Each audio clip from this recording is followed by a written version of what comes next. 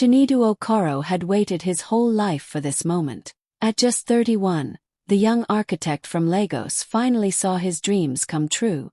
After years of sleepless nights, eating noodles for dinner, and taking every small job he could find, he finally landed a big project that changed everything. His first thought wasn't about buying a car or traveling the world. It was about his mother, Ngozi. She had raised him alone after his father walked out, working as a cleaner just to pay his school fees. He still remembered the night she came home with swollen feet, still smiling, telling him, "My son, one day you'll build something great." So when the money came in, Chinedu didn't hesitate. He found a $3 million luxury condo overlooking the Lagos Lagoon. Wide glass windows, golden light, a view that could make anyone feel like royalty. On the day he handed her the keys, Ngozi didn't believe it was real. She walked from room to room, touching the walls, the marble floors, the soft white curtains. Then she turned to him with tears streaming down her face. "Chinedu, my son, you've given me peace after years of pain," she whispered, her voice shaking. He hugged her tightly, holding back his own tears. "You deserve it, Mama. Every bit of it." From that moment, she wasn't just living in a condo. She was living inside her son's love, built brick by brick from every sacrifice they had ever made. 2 months after Ngozi moved into her dream home, peace finally filled her life. She spent her mornings on the balcony, watching the lagoon shimmer under the sun. Chinedu often stopped by after work, bringing groceries or just sitting with her to share laughter over old memories. For the first time in years they felt safe, no more rent worries, no more sleepless nights. Then, one quiet Sunday afternoon, everything changed. Ngozi was preparing stew in the kitchen when the doorbell rang. She wiped her hands and opened the door, only to freeze. Standing there was Emeka Okoro, the man who had walked out on them 15 years ago. But he wasn't alone. Beside him stood a younger woman, dressed elegantly, and 2 teenage kids scrolling on their phones like they owned the place. "Hello, Ngozi," Emeka said, forcing a smile. "It's been a long time." Ngozi's hands trembled. "What are you doing here?" she whispered, her voice shaking between anger and disbelief. "We just came to say hello," Emeka said smoothly. "This is my wife, Tonia, and our children. I thought maybe it's time we brought the family together again." Chinedu arrived minutes later to find his mother pale and speechless. When he saw his father standing there, his chest tightened. The same man who had left them with nothing now stood in front of his mother's new home, talking about family unity. "Dad," Chinedu said quietly, his tone polite but cold. "You haven't called in years." "Why now?" Emeka chuckled awkwardly. "Son, I just want us to move forward. No grudges. Family is family." Tonia smiled, stepping forward like she belonged. "We heard about this beautiful house," she said. "You've really done well for yourself, Chinedu." Ngozi's eyes filled with tears, not from joy but from confusion. Chinedu gently held her hand, his jaw tight. "You're welcome to visit," he said carefully. "But please remember, this home belongs to my mother." Emeka nodded, pretending to agree, but there was something uneasy in his eyes. A glint of envy, maybe even greed. That night, as Chinedu drove home, he couldn't shake the feeling that his father's return wasn't about love or forgiveness. Something about it felt wrong, like a storm quietly gathering behind the calm. And deep down, he knew this peace wouldn't last for long. Chinedu had been away for just 3 weeks. He'd flown to Dubai for a big architecture project, his first international contract. Every night he called his mother to check in, and she always sounded happy. "Don't worry about me, my son," she would say. "I'm just enjoying the view and thanking God for you." But one evening his phone rang, and it wasn't her calm voice anymore. It was panic. Ngozi was crying so hard she could barely speak. "Chinedu, your father brought his new family here," she sobbed. "They're in my house. They're moving their things in." Chinedu froze. "What do you mean, Mama? Your house?" She sniffled between tears. "He said it's his home too now, that we're one family. I tried to stop them, but Tonia said I should be grateful they're even staying here." That was it. Chinedu booked the next flight home.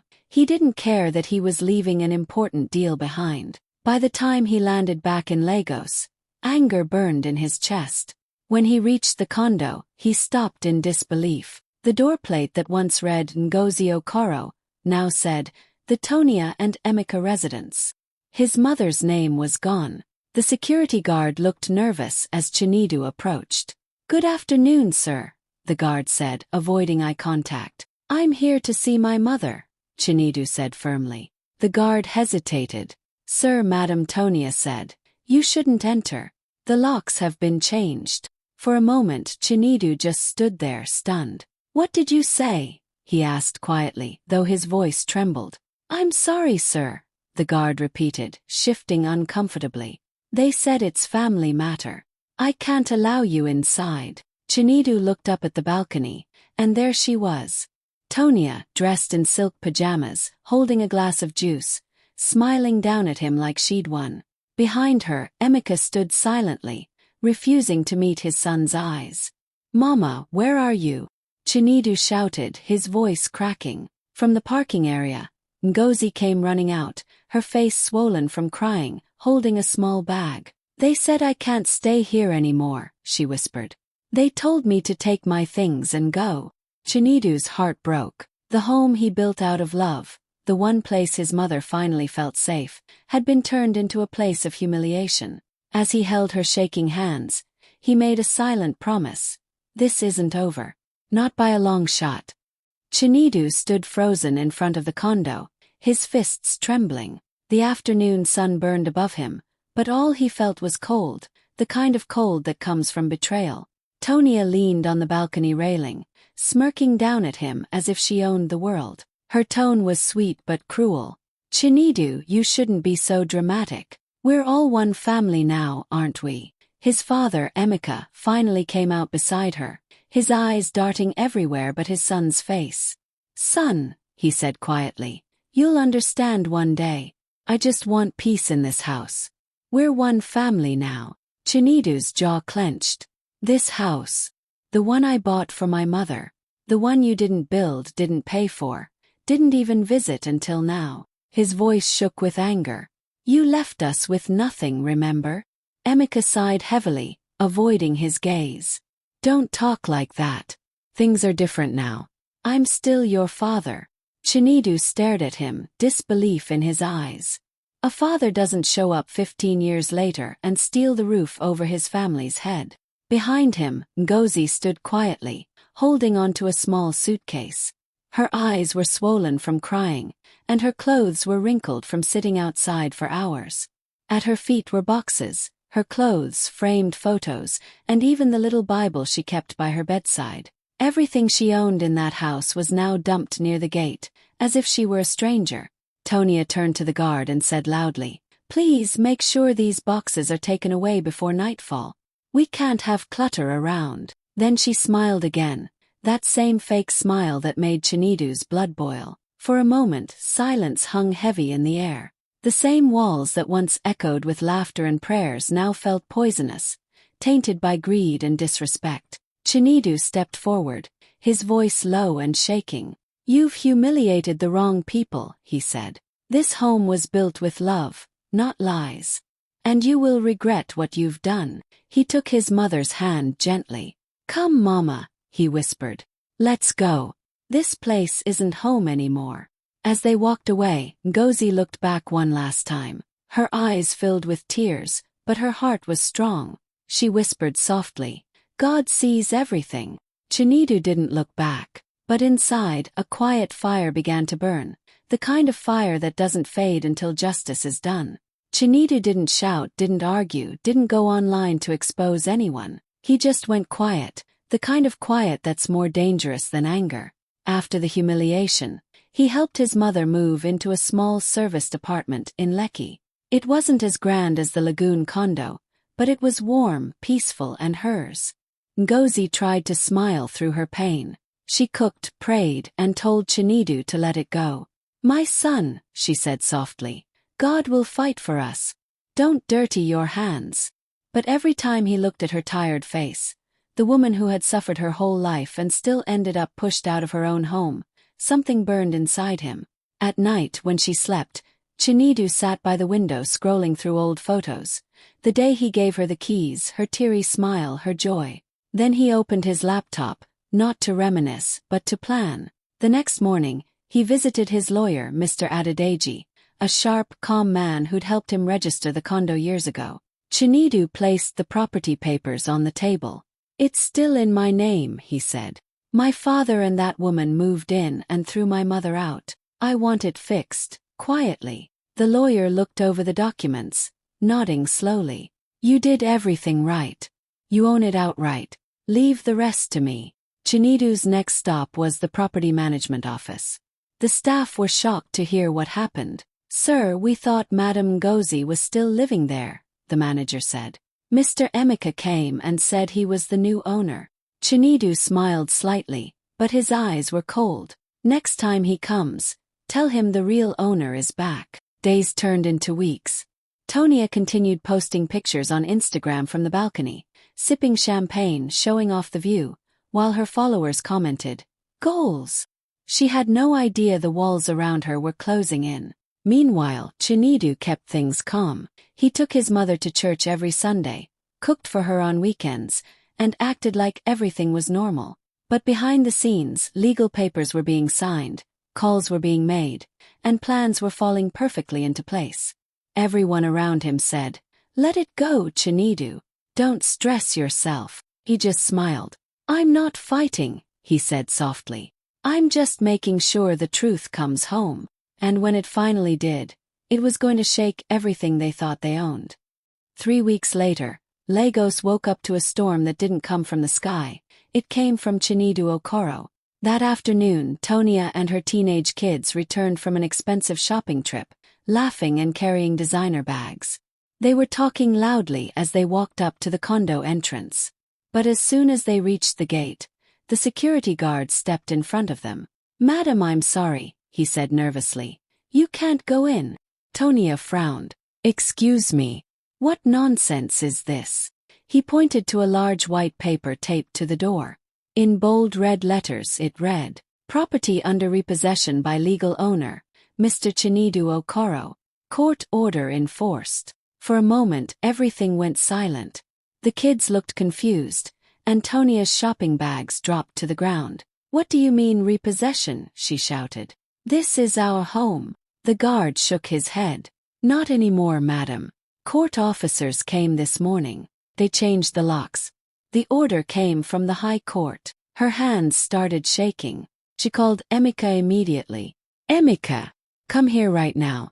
Something is happening." Minutes later, Emeka arrived, sweating and out of breath. He rushed to the door, reading the notice again and again, as if his eyes were lying to him. No, this can't be real." He pulled out his phone and called Chinedu. "Son, what have you done?" he yelled. "You can't do this. This is your family's home." Chinedu's voice on the other end was calm, too calm. "No, Dad," he said slowly. "This was my mother's home, the one you and your wife threw her out of. I'm just taking back what's rightfully ours." "Chinedu, please." Emeka's voice cracked. "You're embarrassing me. You can't do this to your father." Chinedu paused for a moment, then said quietly, "I already did." And he ended the call. Back at the condo, Tonia was screaming at the security guards, demanding they open the door. Neighbors peeked from their balconies, whispering. Phones came out, videos started rolling. Within hours, pictures of Tonia's meltdown and the eviction notice flooded social media. "When greed meets karma," one caption read. Inside his car, parked not far away, Chinedu sat watching from a distance. His mother sat beside him, holding his hand tightly, tears in her eyes. This time not from pain but relief. "Is it over?" she asked softly. Chinedu looked at her and smiled faintly. "No, Mama," he said.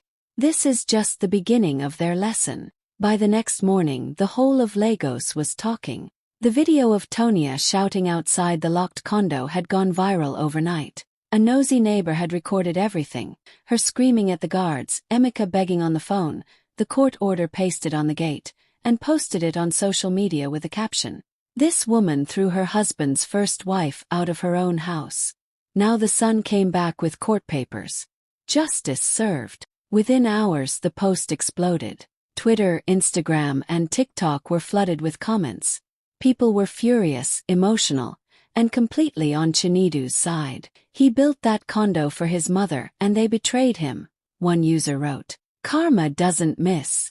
Another commented, when you marry a man who abandoned his first family, don't be surprised when life abandons you too. Memes started rolling in. Pictures of Tonia's shocked face edited with captions like, Madam, the court said no, and, from luxury to lesson. It became one of the top trending stories in Nigeria that week. Tonia tried to save face by going live on Instagram, pretending it was all a misunderstanding, but people filled her comments with laughing emojis and harsh words. Madam, return the house keys and go, someone wrote. The real owner has spoken. Meanwhile, Emeka refused to leave his house for days. He couldn't face his friends, co-workers, or even church members. Every time he stepped outside, people whispered. Someone even printed the viral picture of him standing outside the condo with his head down and posted it online with the caption, When greed meets the consequences. Chinidu didn't post anything. He stayed silent, watching it all unfold. He didn't need to speak. The world was already speaking for him. But deep inside, he wasn't celebrating. He wasn't smiling. He just felt a strange mix of sadness and peace. One evening, as he sat with his mother, she scrolled through her phone and shook her head. People are saying all kinds of things, my son, she said softly. But God already fought our battle. You don't need to fight anymore. Chinidu looked at her, his expression gentle. I know, Mama, he said. But the truth deserved to be seen. And that night, as the city buzzed with laughter, outrage, and hashtags, one thing became clear. The world had finally seen who the real victims were.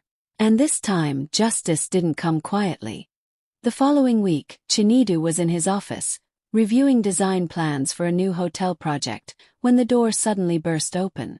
Emeka stormed in, his face red with anger, sweat dripping down his forehead. Chinidu, he shouted. What kind of humiliation is this?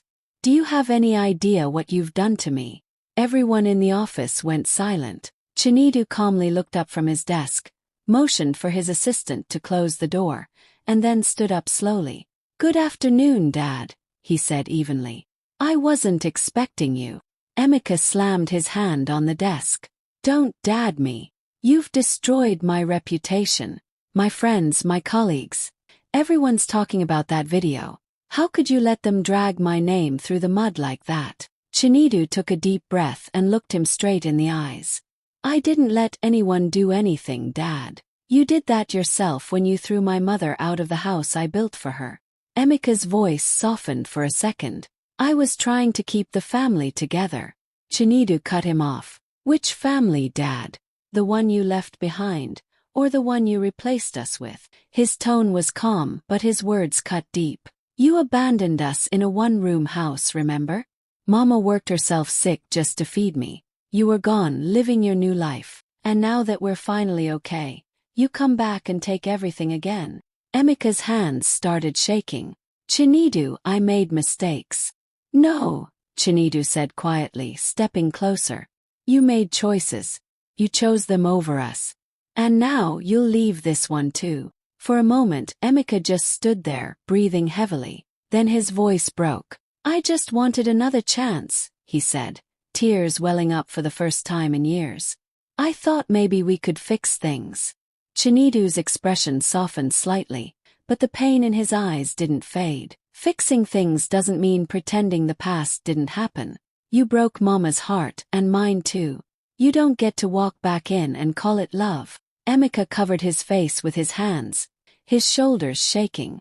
It was the first time Chinidu had ever seen his father cry. The strong, proud man he once feared now looked small and defeated.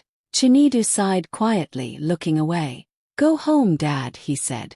Whatever home you have left, I've made my peace. You should make yours too. As Emeka turned and walked out, the room felt heavy, like years of pain had finally been spoken out loud. And for the first time, Chinidu didn't feel angry anymore, just free. A few months later, life had quietly settled again. The noise from social media faded, and the world moved on. But Chinidu hadn't. He'd been planning something special in silence. just like before. Every time he saw his mother sitting by the window of the small serviced apartment, staring out at the city lights, he felt a twist in his chest. She smiled and said she was fine, but he could see the emptiness behind her eyes.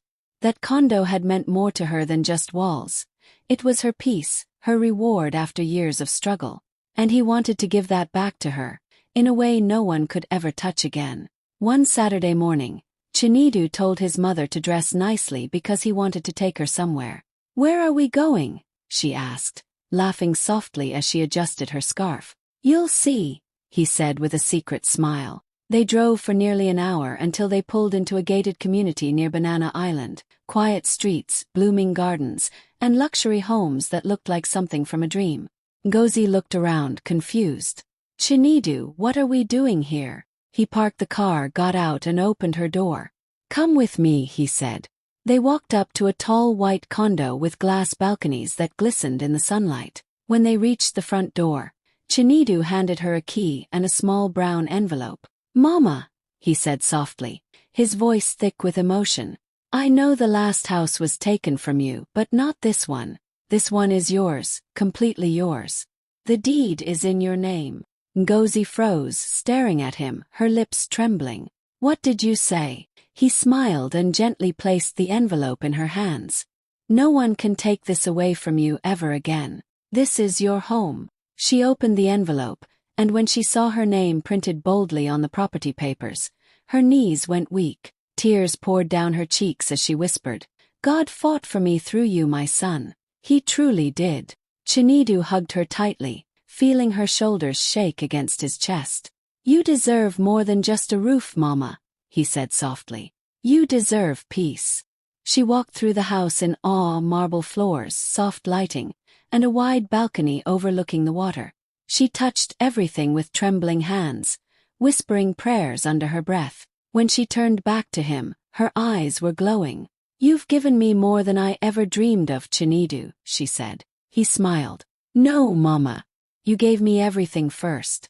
I'm just giving it back." And for the first time in a long time, her laughter filled the home, not with pain or relief, but pure, unshakable joy. Months had passed since the chaos with Tonia and Emika.